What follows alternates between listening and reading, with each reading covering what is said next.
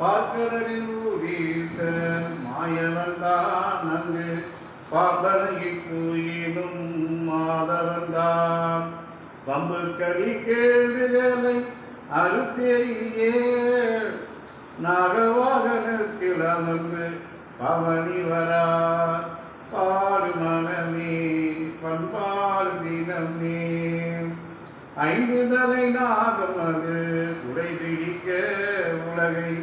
ஆளுகின்ற நாயகனார் அமர்ந்திருக்க